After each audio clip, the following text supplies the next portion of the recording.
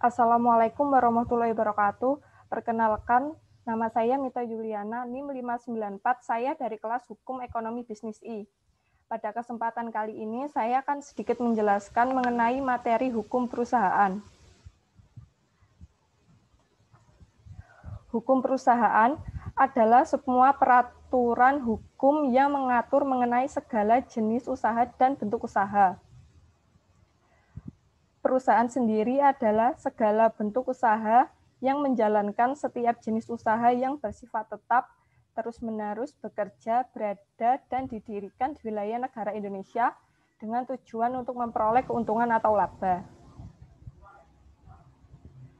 Lalu selanjutnya ada pelaku bisnis. Pelaku bisnis sendiri dibedakan menjadi dua. Ada perorangan dan perkumpulan.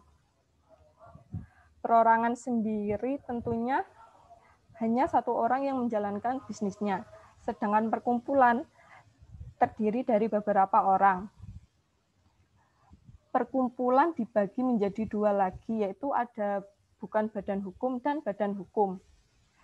Pada bukan badan hukum, ada firma, CV atau perseroan komanditer, dan persekutuan perdata.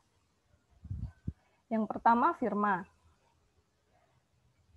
Firma didirikan dengan akta notaris dengan didaftarkan di Kepaniteraan Pengadilan Negeri di daerah hukum di mana firma berdomisili dan diumumkan dalam lembaran berita negara Republik Indonesia.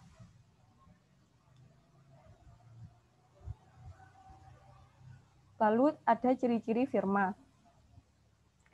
Ciri-ciri firma yang pertama menjalankan perusahaan, yang kedua dengan nama bersama, yang ketiga adanya tanggung renteng, dan yang terakhir masing-masing sekutu dapat mengikat firma dengan pihak ketiga. Lalu unsur-unsur firma.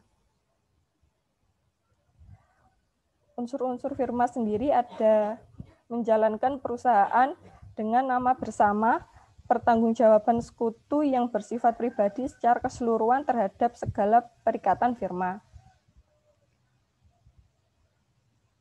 Lalu yang kedua ada CV atau perseroan komanditer.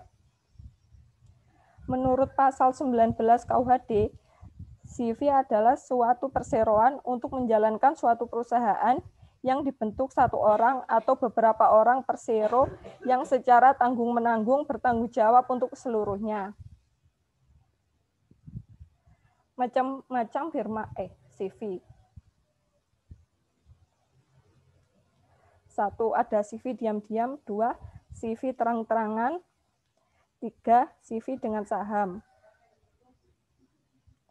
CV diam-diam yaitu CV yang belum menyatakan dirinya kepada pihak ketiga sebagai persekutuan komanditer.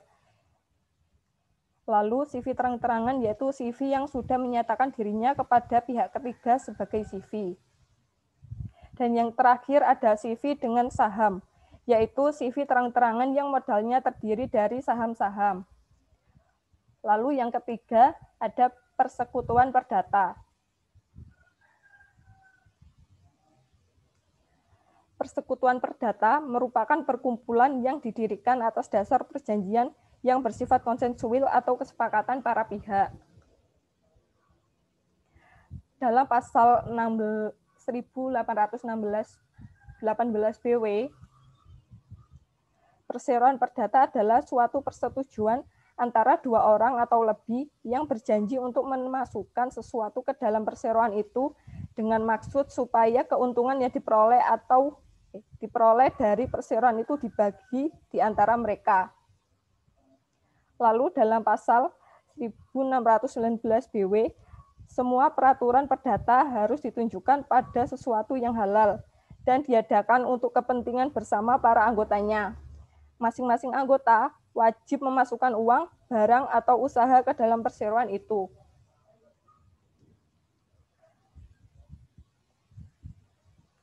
Lalu ada syarat sah perjanjian. Yang pertama, 1.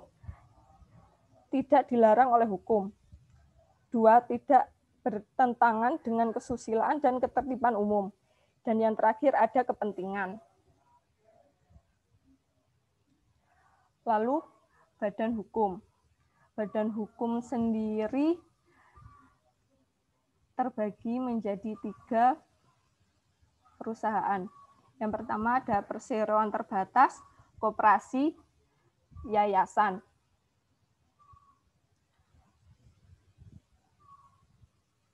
Perseroan terbatas atau PT adalah suatu bentuk usaha yang berbadan hukum.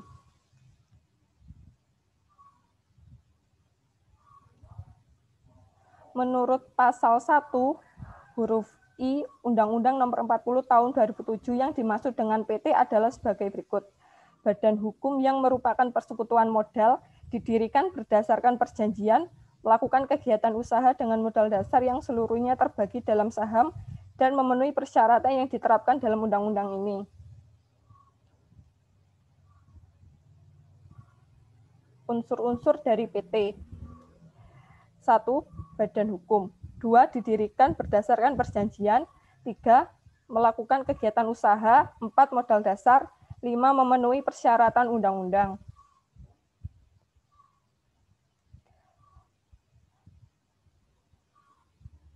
Syarat pendirian PT sendiri ada 1. Perjanjian antara 2 orang atau lebih. 2. Dibuat dengan akta autentik di muka notaris. Dan yang terakhir modal dasar. Lalu selanjutnya ada koperasi. Dalam pasal 1 angka 1 Undang-Undang Perkoperasian dinyatakan pengertiannya sebagai berikut. Badan usaha yang beranggotakan orang-orang atau badan hukum koperasi yang melandaskan kegiatannya berdasarkan prinsip koperasi sekaligus sebagai gerakan ekonomi rakyat yang berdasarkan atas kekeluargaan. Tata cara pendirian PT koperasi. Yang pertama, rapat pembentukan minimal 20 anggota, lalu pemohonan penyerahan. Lalu yang terakhir ada yayasan. Yayasan adalah badan hukum yang terdiri atas kekayaan yang dipisahkan dan diperuntukkan untuk mencapai tujuan tertentu di bidang sosial, keagamaan, kemanusiaan yang tidak mempunyai anggota.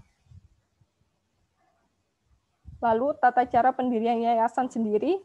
Yang pertama, minimal didirikan oleh 1 orang atau lebih. Yang kedua, pendirian tersebut harus memisahkan kekayaan pribadinya dengan kekayaan yayasan. Dan yang terakhir, dibuat dalam bentuk akta notaris yang kemudian diajukan ke pengesahannya pada Menteri Kehakiman dan Hak Asasi Manusia serta diumumkan dalam Berita Negara Republik Indonesia.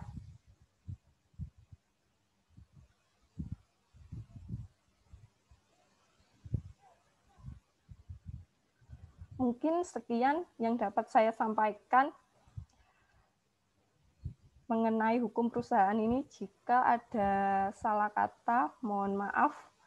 Wassalamualaikum warahmatullahi wabarakatuh.